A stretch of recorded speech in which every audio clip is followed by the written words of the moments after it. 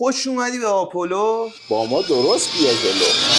آقا یه سری توضیحات تکمیلی در مورد این تالنتی که گذاشتیم. خب اول از همه یه سوال خیلی پرسیدن، بیا اونو جواب بدیم بعد بریم. قبلش من یه چیزی بگم. آقا من این خودش جلودو پولیدم، ببخشید دیگه. باشگاه اومدم ساعت 9 شب داریم ویدیو میگیریم براتون. به زور آوردم گذاشتمش اینجا. ولی به عشقتون ما داریم براتون محتوا. یه سوالی رو پرسیدن، گفتن بیزنس خودتون چیه که اینطوری میخواید اسپانسر شید؟ خب اول از همه بگم اسپانسر اصلی حاجی جان آقا ناصر. ناصر هستم. ناصر مقدمجو. هر جا تو گوگل سرچ کنید اسم منو شبکه‌ام میاد بالا. تو آپارات، توی اینستاگرام، توی گوگل، سایتام میاد بالا، یوتیوب و پینترست، فیسبوک، تلگرام، همه فضای مجازی. کلا اونجا همه گروه دارم. واتساپ، تلگرام حدود 18 تا گروه دارم و با فکر کنم کانالام چیزی حدود 30 تاست.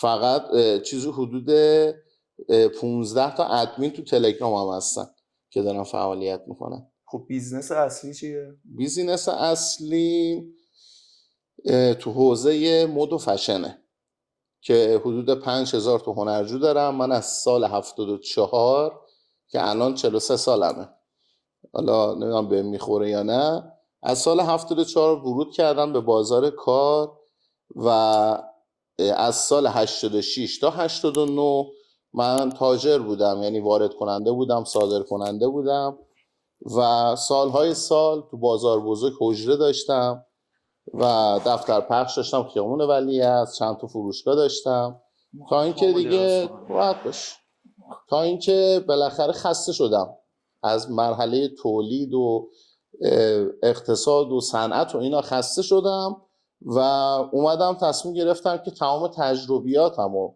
در حوزه پوشاک و مد و فشن آموزش بدم که الان 17 تا کلاس فعال دارم. چیز حدود 10 ساله که دارم فقط آموزش میدم.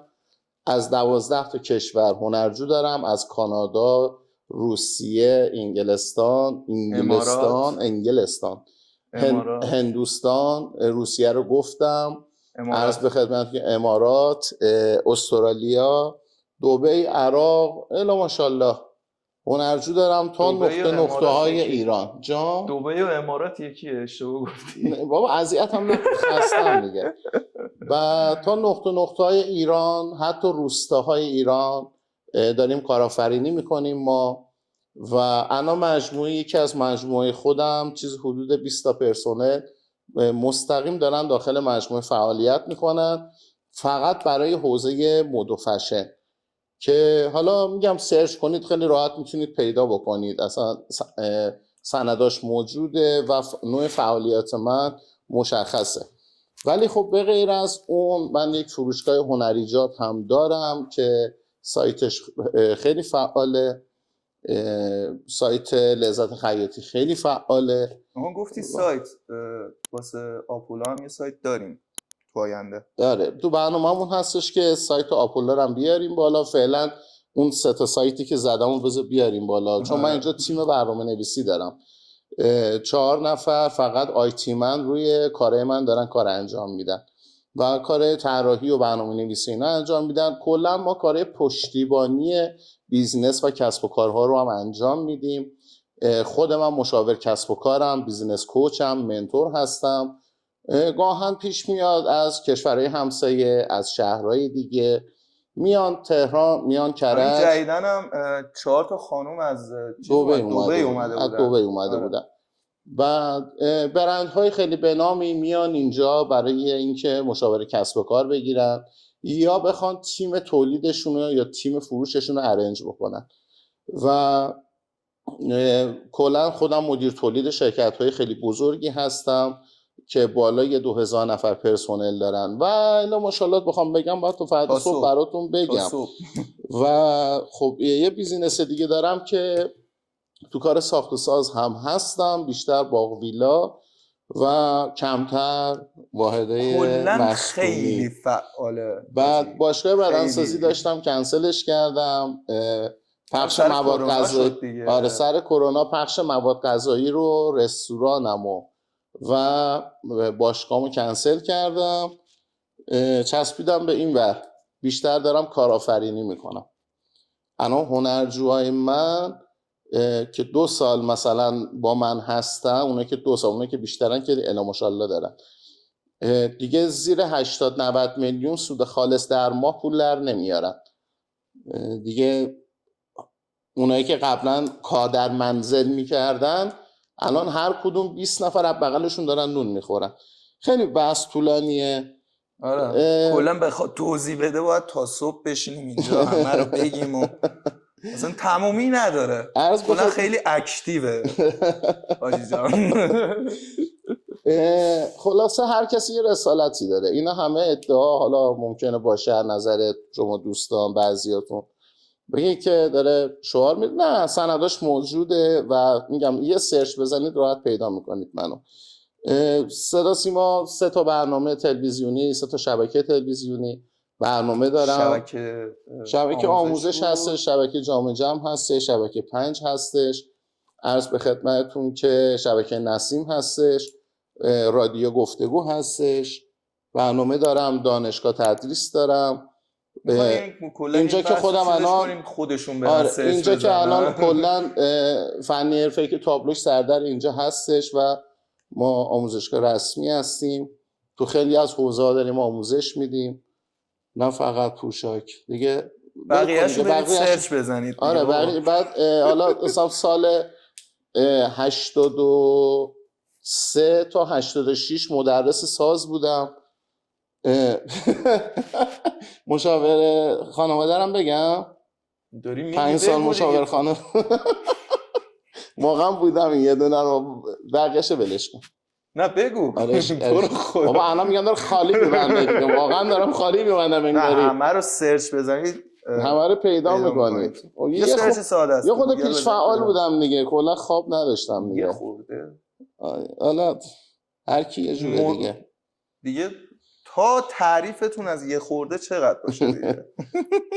آره حالا یه موضوعی خب واسه من ببین، اولین دلیلی که خب ما این کارو واسه چی انجام دادیم، خب اولین دلیلش، حالا میخوای تکمیل کنه حرف من چه حالا چیزی تو ذهنم داشتم، این که خیلیا اصلا دست به قلم نمی بردن سر اینکه ناامید شده بودن، سرد شده بودن. اولین دلیلی که این حرکت رو زدم، بیشتر میخواستم که یکم اونایی که سرد شدن دست به قلم بشن، یکم این یخزدگی وا بشه به جونشون، یخشون وا بشه یه خورده. بعدش هم که دیگه در حد توانمون میخواستیم اسپانسر چند نفر بشیم که واقعا استعدادشو دارن، لیاقتشو دارن. بقیه‌شو بگو. همین الانم اسپانسر نوجوان هستیم، حالا نمیدونم شما دوستش اسمشو بیا.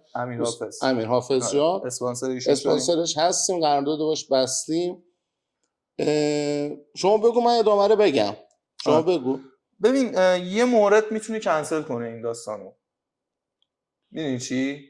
این که اونایی که شرکت کردن، یعنی من اگه 1% بفهمم که داره رقابت میشه، رقابت بد نه رقابت خوب، رقابت خوبش عالیه، 1% بره سمت اون رقابت بده، این که مثلا یه نفر انتخاب بشه بد و بیرا بشنوه، نمیدونم بلاک ریپورتی و اینجور چیزا بره سمتش، 1% اگه این اتفاق بیفته کلن این تالنت کنسل میشه. چون ما رقابت صحیح و درست و خوب رو میخوایم، سالم نه اون رقابت بده. یه سوال اولش گفتی جوابش ناقص موند. چی؟ انا اینو یادت نره، این بد و خوبی و اینو داستانو، این که ما چرا داریم این کار رو انجام میدیم. ببین من یک بیزینسمنم، کلا دنبال پولم. معیار سنجش موفقیت همه انسان ها پوله و نمیتونم بگم آقا من اومدم محض رضای خدا یا حسین جان اومده محض رضای خدا دست یکی دیگر رو بگیره و استعدادیابی بکنیم، یکی رو بیاریم بکشیمش بالا، بگیم آقا شما برو تو اوج واسه خودت همه عشق و چی به حال پول بکن. ختم میشه. نه، ببین من یک آدم کارآفرین آگاهم،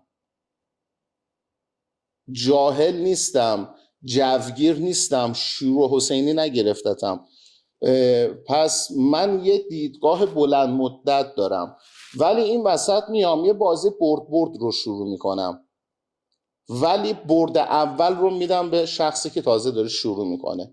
میگم من بهت 3 مرحله برد میدم، بعد 1 مرحله برد ازت میگیرم که منم یه سودی کرده باشم این وسط. کلا این قضیه هم برای ما، هم برای دوستانی که قراره بیان، در دراز مدت قراره حاصل مالی، حالا شهرت و اعتبار و هنرورزی و نمیدونم آلبوم بدی بیرون و ترند بشی و مشهور بشی و همه اینها ابزارهایی هستند که شما به درآمده برسی. هیچ چیز غیر از این در دنیا وجود نداره. پس همه برنامه‌ریزیاش انجام شده. حالا این گفتم شبهه‌ای به وجود نیاد که فکر کنن آقا ما هیچ گربه‌ای محض رضای خدا موش نمیگیره. تکمیلش کنم این داستانو. این 3 تا برد و یه دونه برد واسه ما، 3 تا برد واسه خودت، داستانش چجوریه؟ خب ما وقتی یه آرتیست رو بیاریم زیر نظر خودمون بالا، اسم خودمون هم میاد بالا، برد ما بیشتر رو اونه. خب ما آرتیست رو کل تلاشمون میکنیم اون آرتیست بیاد بالا. وقتی اون آرتیست بیاد بالا ما هم باهاش داریم میایم بالا. یعنی برد اینطوری نیستش که الان اینا میخوان نمیدونم پول فلان چیزو ازمون بگیرن، نمیدونم میخوان الکی بگم مثلا پول بیت ازمون بگیرن، پول میکس ازمون. نه این خبرا نیست، همچین چیزی نیست. یه همچین فکرایی اصلا نکنید. داستان حمایت با اسپانسرینگ فرق میکنه. اون میشه حمایت که آقا من میام مثلا تخفیف میدم بهت واسه اینکه واسط بیت بزنم، اون میشه حمایت. ولی ما اسپانسریم. این اشتباهو نکنید. همینجا تکمیل کنم این داستانو، بریم واسه بعدی. بعدی هم که این رقابته نباید بد بشه دیگه. اون رقابت خوبش خیلی خوبه. من با خیلی از رفیقام رقابت دارم، ولی رفاقت هم دارم. نمیام مثلا برم فوش بدم بهشون. الان اینجا قراره همه با هم رفیق باشیم، همه قراره یه ذره این بوت رپ فارسی رو بشکنیم، یه همچین داستانی رو میخوایم راه بندازیم. اون مافیا رو حالا با کمک هم یکم ممکنه از نظرتون گندگویی باشه ها. آره، ولی یعنی بگید اینا رو جو گرفته این حرفا. نه همچین چیزی نیست. هر کسی که هر وزنه ای رو در صنعت خودش، در هنر دنیای خودش جابجا کرده، دنیای موسیقی میجور صنعت به حساب میاد، صنعت خودش جابجا کرده، یه روزی که گفته من این کارو میکنم همه بهش خندیدن، ولی خب اونم یه آدم معمولی بوده، از فضا نیومده، این من و شما بوده، ولی مستمر یه کاری کرده و آخر سر به نتیجه رسونده. پس این چیزی که ما داریم میگیم گندگویی نیست، واسه همه چیش برنامه‌ریزی شده و اصلا دور از خیالم نیستش که یهو دیدی 5 سال دیگه بلیت خریدی نشستی صحبت‌های ما رو گوش دادی. به همین راحتی. این بده. یه چیز دیگه، تا همین الانش من حساب کتاب دستم نیست، مثلا از خودت میپرسم هنوز هیچی شروع نشده. تا همین الانش چقدر سرمایه گذاری کردیم روی این موضوع؟ تا الان تجهیزات هم بگم؟ نه تجهیزاتو دیگه، تجهیزاتو کم کن کلا، چون تجهیزاتو بخوام بگم دوربر 2 میلیارد میشه. نه تجهیزاتو کلا ولش کن. این سرمایه گذاری جدا که داشتیم برنامه‌ریزی می‌کردیم، با این حرف بزن، با اون آرتیست حرف بزن، این ور اون ور و اینا. همین تو این یه هفته رو میگی؟ آره تو همین 1-2 هفته. تو این یه هفته چون با دوربر آرتیست هم ما صحبت کردیم. 20 میلیون فقط سر همین یه هفته. همین یه هفته که پروسه‌ای که فقط صحبت کنیم و این برنامه رو بچینیم و بعد هیچ کاری هم نکردیم، صدامونه به گوش شماها برسونیم 20 میلیون. هیچ کاری نکردیم. فقط استارتشو زدیم. بعد دلیله رو گفتیم. من اینا رو نوشتم یادم نره، سر همین اینجا نگاه میکنم میگم. اب نداره بگو. بعد مراحل انتخابمون. خب یعنی اونه که قبول میشن میان؟ نه کلا از اولش که چطوری انتخاب میکنی. خب مراحل آینده رو بگم. ببین اول از همه که ما 30 نفر رو انتخاب میکنیم، یعنی از این 30 نفر دیگه 30 تا از بهترینا رو کل ویدیوها رو نگاه میکنیم، بررسی میکنیم. یه دونه ویدیو هم جا نمیمونه، چون خیلی‌ها میان پیام میدن آره چطوری میخواید این همه ویدیو رو ببینید. یه دونه ویدیو هم جا نمیمونه. من دیشب چند ساعت خوابیدم. شما 2-3 ساعت شد 3 ساعت خوابید 3 ساعت. من الان قشنگ 2 شبه 3 ساعت بیشتر نمیتونم بخوابم.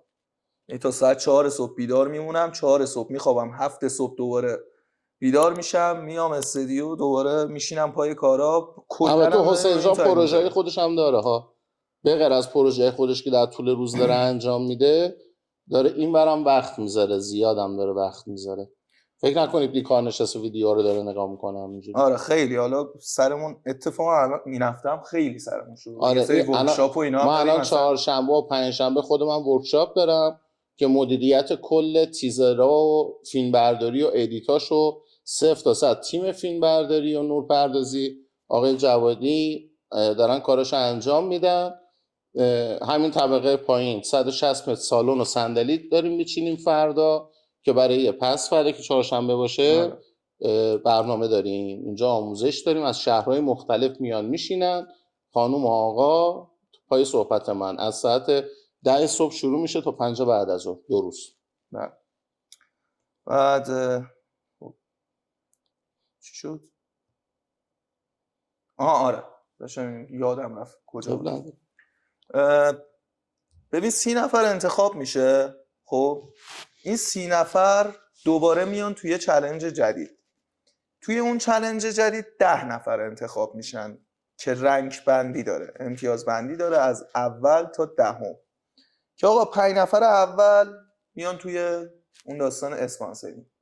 خب و 5 نفر دوم هم یه چیزی به عنوان یادگاری میشه گفت، یه میکس مستر و یه طراحی کاور. خب به 5 نفر دوم میدیم. خب این یه موضوع بعدی. خب اون 20 نفر چی شدن؟ خب این 10 نفر انتخاب شد، اون 20 نفر چی شدن؟ واسه اون 20 نفر هم یه برنامه کاملا جدا داریم. اینطوری نیست که اونا رو ول کنیم، یا اونایی که کلا انتخاب نشدن بین همشون اینجوری نیست که ولشون کنیم. همه ویدیوها رو چک میکنیم و اینم میگم اگه مشکلی داشته باشن، یه جا ایراد داشته باشن، مثلا بهشون یکی میبینی مثلا تو قافیه ضعیفه، یه سری تمرین‌ها رو بهش میدم، میگم روی اینا تمرین کن که قوی تر بشی. یعنی اینطوری نیست که من ول کنم دیگه انتخاب نشد خدافظ. نه، این داستان رو نداریم. پیگیر همشون هستم، پیگیر کاراشون هستم. چه از الان میگم نمیدونم کیا میخوان انتخاب بشن، چه انتخاب بشی چه نشی، من خودم به شخصه قول میدم که پیگیر کارات باشم. هر موقع هر جا ایراد بشی کافیه بپرسی، بگی آقا من تو این موضوع ایراد دارم. خیلی ساده است، زیادم زمان نمیگیره از من. مثلا میخوام یه تمرین بگم، یه وایس میگیرم میگم این کارو کن، اینطوری بهتر میشه. یعنی اینجوری نیست که اونا رو ول کنیم. واسه اون 20 نفرم حالا بعد از اینکه تالنت تموم شه یه برنامه جدا داریم. خب و اینکه 5 نفر اولی که انتخاب بشن یه موزیک ویدیو مشترک جمع میکنیم، یه موزیک ویدیو کاملا حرفه‌ای. 5 نفر رو با هم 5 نفر رو با هم یه ترک جمع میکنیم، یه موزیک ویدیو که استارت کار تالنت هست. و بعدش یه سری برنامه ریزی‌های دیگر رو دقیق میشینیم با آرتیست انجام میدیم و کارو میبریم جلو. مثلا برنامه‌ای که دارم و نمیخوام الان خیلیاشو بگم. بازش نکنی بهت. زیاد بازش نمی‌کنم، ولی خیلی کارهای بزرگیه. بعد الان دارم به این فکر میکنن. خب میدونم الان دارم بهش فکر میکنن که آقا این 7 خان رستم واسه چیه؟ میخوای بگی واسه چی ما این 7 خان رستم تازه من خیلی سفت‌تر می‌خواستم بگم. من تازه خیلی آرومش کردم، شلش کردم، خیلی داشت حسین جان یه خورده گفت کوتاه بیا. قطع به یقین. ببین من طبق چیزی که بهتون گفتم خلوز نیستم، که اگه خلوز بودم که الان اینجا نبودم. پس حالیمه، کسب و کار رو حالیمه، بیزینس رو حالیمه، سرمایه گذاری میدونم یعنی چی، هم در صنعت هنر و موسیقی و اینا بودم، هم در صنایع دیگه فعالیت کردم. خیلی زاویه‌ها رو میشناسم و میدونم کی به کیه، یا به قول معروف کتنه کیه، کجا باید بخوابی آب زیرت نره. بگم نمیدونم، ممکنه بر بخوره به خیلیا. نه بگو، خب رفیقامونن دیگه. آره ببین، قشر یه دقیقه نوجوان. قبل اینکه بگی، ببین همه این حرفایی که الان میخواد بزنه، خب نمیدونم چی میخوای بزنی ولی میدونم میخوای بکوبی. خب 100 برابرشو. خب من الان تقریبا 2 ساله که دیگه آره. با هم در همین. ارتباطیم. آره.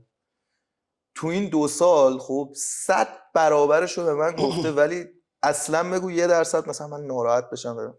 اتفاقا چند بارم گفتم این که میای یهو میکوبی بهم، یهو انگار مثلا یکی بشونم میگیری یهو از خواب بیدار میشن، یه همچین داستانیه. یعنی ناراحت نشو، فکر کن رفیقت داره آقا یه چیزی بهت میگه. ببین رنج سنی نوجوان تا جوان، حالا ما میگیریم 18 سال تا 25 سال، تو عالم هپروته. یه مقدار دنبال اینه که چی دوست داره، به چی دوست داره برسه فکر میکنه. این یعنی وهم و خیال. خب الان ما بیشتر با این رنج سنی طرف حسابیم، یعنی اصلا زیاد سرش تو حساب کتاب نیست، سرش تو زندگی نیست، جای صفر جیش نکرده، نمیدونه چه خبره، فشار زندگی روش نبوده. هزاری هم که بگی تهش یه کافه داری میری، یه دختر بازی میکنی، 4 تا مهمونی داری میری، و یا اینکه ماشین بابات میپیچونی میری دور دور میکنی، یا بابات ماشین نداره، ماشین رفیق بابات، بابای رفیق بابات و بابای رفیق تو، ماشین بابای رفیق تو و هم داری میپیچونی، آره میری دور دور میکنی. ته دغدغه ذهنیت میشه این.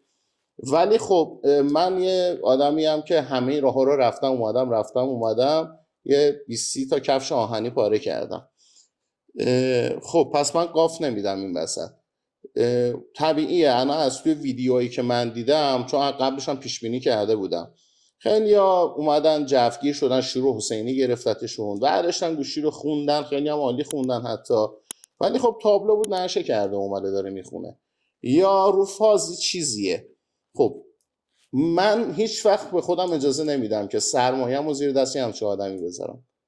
پس میام چیکار میکنم؟ میام الک میکنم، میگم باریکلا که صدات خوبه، باریکلا که استعداد داری، باریکلا که تکست مینویسی، جمله میبندید پشت هم دیگه، نمیدونم فلانی رو نمیدونم دیس میکنی، الا ماشاءالله روی بیت هم سواری، ولی میتونی سوار بمونی یا نه فقط 1 ساعت از سواری میتونی بکنی، بعد 1 ساعت دیسک کمرت قراره بزنه بیرون. همون اول یه خود میدونمت، یه خود این منور میکنم، تست میگیرم ازت ببینم چند مرده حلاجی. قرار نیستش که 2 ماه بیای وقت منو بگیری بذاری بری. پس این مراحلی که شما باید بگذرونی تا برسی به این که من حاضر بشم برای سرمایه گذاری بکنم، یه مقدار ساده است، ولی چون ساده استش که پسش ممکنه هر کسی ممکنه پسش بر نیاد. مثلا تست اعتیاد ازت میگیرم، قرارداد باهات میبندم، سفته تعهد ازت میگیرم، پای قرارداد سفتت، شماره سفتت تو قراردادشون ذکر میشه. خب یک سری تعهدات شما به من میدید، یک سری تعهدات من به شما میدم و شما یک سفته به من میدی که اگر 2 ماه دیگه 3 ماه دیگه تمام این سرمایه گذاری منو دود کردی رفت بالا، باید برگردی تو اونشو بدی. همچین چیزی نداریم. مسیر راحتی نیست، نه خاله بازیه، نه اینکه بخواد رفیقت بزنه پشتت نمیدونم دنده بهت بده بگه برو جلو تو استعداد داری میتونی، همون رفیقت فردا برمیگرده میگه اسکلو نگاه، زیر پاتو خالی میکنه، تو هم که با یه بشکم میری بالا با یه بشکم میای پایین. اون به درد من نمیخوره. من باید بگیرم با میخ پاتو صفر کنم زمین، بالونت باد نکنه، بادکنکت باد نکنه، بری بالا با هر سوزنی بهتره که منفجر بشی. پس واسه همه چیزت برنامه‌ریزی کردم. خب مسیر سختیه. اگر مسیر راحتی بود که الان در هر خونه رو میزدی یه دونه نمیدونم خواننده آره تتلو می اومد آره بیرون میگفت سلام علیکم، یه دونه نمیدونم پیشرو می اومد بیرون یه دونه میگفت منم حسین می پیشرو، اومد، اون یه یکی دونه میگفت هیچکس منم می پیشرو اومد. هم، اون یکی میگفت منم پیشرو هم. خب بعد یه دقیقه. آره بگو من دوربین چک کنم. خدمت عرض کنم که نه من این کارو نمیکنم. اگه مسیر راحتی بود الان خیلی ها به خیلی جا رسیده بودن، ولی نه، او از یه عالم آدمی که رؤیای خواننده شدن دارن شاید 1000مشون از 1000 نفر 1 نفرشون میاد بالا بولد میشه. الانم ما که اون نزدیک 1000 نفر ویدیو آره ما فرستادن. اون 1 نفر رو میخوایم. با بقیه‌تون من کاری ندارم. اینجا خیریه مشباس هم نیستش که اینجا بیای بشینی سر سفره قیمه بخوری بلند شی بری. نه، من پولو میذارم پای کسی که آدمش باشه، آدمی که جنمشو داشته باشه، آدمی که داشته باشه. آره بخواد برسه، تشنه‌ای رسیدن باشه، جلیز بیلیز بکنه، شب نتونه بخوابه به خاطرش، قید همه رفیقاشو بزنه تا به هدفش برسه، قید همه تفریحات جور با جور به درد نخورشو بزنه تا به هدفش برسه، بره کار کنه، کارگری بکنه، پسنداز بکنه، کفش نخره ولی بیاد خرج هنر و آینده و زندگی و برنامه ریزیش بکنه. ما دنبالی همچی آدمی هست. واسه اینا یه ذرهش بوده، یه خود دیگه ادامه داره. و تازه من یکم گفتم حاجی جان نه یکم مراد کوتابیا کردم، فلان مراد کردم. آره گفتم کوتابیا اینه. ولی واقعا ببین حالا یه سری آقا دراگ زدن، یه فرهنگ بدی افتاده تو رپ، خب مخصوصا رپ فارسی. هر کی مثلا تازه میخواد شروع کنه یا میگه آقاش من برم چت کنم میام یه چی بنویسم فلان میشه. ببین اینا همه به خدا همه یارو برمیگرده میگه کوک نمیدونم فلان کردم، کیلویی کوک آخه کیلوی کوکائین رو میدونی اصلا پولش چقدره؟ میای تو ترکت میگی من کیلویی کوک جابجا میکنم. خب این داستانای مواد زدن و فلان رو ببین هیچ ساقی نمیاد خودش مصرف کنه. خب هیچ ساقی خودش مصرف کننده نیست. پس تویی که داری این فرهنگ رو میبری جلو، هی چت میکنی، نمیدونم بعضی ها میرن نشه بازی میکنن اینجور آقا یه چیزی رو بابام گفته همیشه، من قشنگ آویزونه اینجا. خب چی گفته؟ آقا تو مواد که میزنی، چت که میکنی، خب هر کاری میکنی دوده کلت اینجوریه، کلت پایینه. یه آقا مشروع داری میکنی پیکونی کلم بالاست. خیلی حرفا. ببین قشنگ بشین فکر کن به این موضوع. یعنی ما یکی از خط قرمزامون همین اعتیاده. یعنی من خودم رو این خیلی خیلی خیلی محکم وایسادم. یعنی 1% اگه احساس کنیم که مصرف کننده ای یا در آینده بری سمت این موضوع، در آینده اگه بخوای بری اون تعهد توی قراردادت ذکر شده. آره. این داستان هستش که باید جوابگو باشی. 1% اگه ما حس کنیم همون اولش شما مصرف کننده ای، باید بری برگه جواب آزمایش رو بیاری. ببین این همه گفتیم 30 نفر انتخاب میکنیم، بعد 20 نفر فلان، بعد 5 نفر فلان، بعد 5 نفر میاد میاد. نه همه اینا رو بذار کنار، از تو همه شما 1 نفر هم در بیاد من راضیم. 1 نفر که همه شرایط داشته باشه. حالا اگه 5 نفر بیاد بیرون چه بهتر. 10 نفر هم باشه چه بهتر. من دنبال اینا.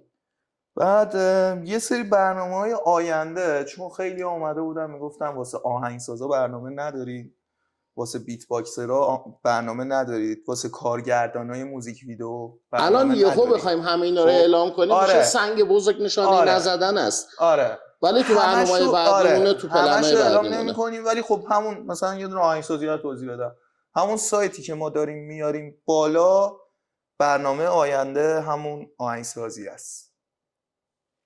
بسیار. یه اشاره خیلی کوچیکی کردم حالا به اون داستان. البته اگه حالا اون سایت ها تموم بشه سایت های قبلی چیزایی که زاییدیمو بزرگ کنیم. آخه یه داستانی که هست، اون سایت ها چرا تموم نمیشه؟ یکم دست به دست شد داستانا، بعد زبان اختصاصی داره نوشته میشه و خیلی داره حرفه‌ای میره جلو. اپلیکیشن اختصاصی واسه شون آره اصلا ما پیام رسان داریم. مثلا من یه پیام رسان دارم که فضای عمومیه، یه چیزی بین تلگرام و واتساپ و یه چیزی بین تلگرام و اینستاگرام همین چند تا این دو تا چیز برنامه هم ترکیب شده. تو گوگل پلی اپ استور هم نسخش هستش، میتونن دانلود کنن، میتونن لذت خیاطی رو دانلود کنن و ما حتی اونجا فروشگاه اجاره میدیم به همکارای خودمون در حوزه مد و فشن و میتونن فعالیت بکنن. سایت ها همه با زبان اختصاصی داره نوشته میشه. برنامه‌نویس جماعت هم بدقوله آقا، بدقول اصلا ما شعله زرد وارفته. ببین یه چیزی زیاد فشار بیاری آب روغن قاطی میکنن، مجبوریم آقا یه چیزی. خب حالا اگه برنامه‌نویس داره اینو میبینه، خب دیگه قبول کنین داستانو. ببین چیزی به اسم دقیقه، ساعت، روز و ماه نداره، براشون تعریف نشده. وقتی میگه 2 دقیقه معلوم نیست این 2 دقیقه 2 ساعته، 2 روزه، 2 ماهه، 2 ساله، 2 قرنه. یه موقع میبینی نوری حساب میکنن. آره یعنی من ریشام در اومده سفید شده، دندونام ریخته، نوام به دنیا اومده مثلا آخرای سایته. این داستان چند روز پیش میگفتن حالا اسمشو نمیارم، برنامه‌نویسمون اینجوری میاد میشینه پشت صندلی، یه دکمه رو یادم رفته زفت روی رحمت هم اونجا پای کی بود. آقا توضیحات کلی رو گفتیم. خب حالا یه سری چیزا رو تو ویدیوهای بعدی میگیم. با تالنت ها هم دوباره تو همین چنل با کل 30 نفرشون سعی میکنیم چیز کنیم، مصاحبه کنیم، حالا اون تالنت بودن و اسپانسرینگ به کنار، ولی با اون 30 نفری که ویدیوهاشون انتخاب میشه تو پیج آپلود میشه سعی میکنیم اگه اوکی بودن مصاحبه کنیم، اگه اوکی بودن بیان اینجا. آره من موافقم، خواستم بیان اینجا مشکلی نداره. استودیو بزرگه، بشینن این گوشه محتواشون رو بگیرن صحبت بکنن. حالا اگه قسمت بشه، شرایط جور بشه، شاید اصلا همه رو جمع کردیم یه جا. حالا نه همه یه جا که بعد صندلی بچینیم قول نمیدیم که بابا، قول نمیدیم که. گفتم اگه شد قول نمیدم. نگه بگی آقا من میخوام بیام. آقا خیلی دوستتون دارم. این اولین ویدیو چنل زیاد دیگه شلوغ پلوغش نکردیم. لایک و کامنت و سابسکرایب یادت نره دیگه. پرچم بچه پایینم بالاست. من بچه فلام. من خودم بچه پایینم. من بچه جوادی فلام.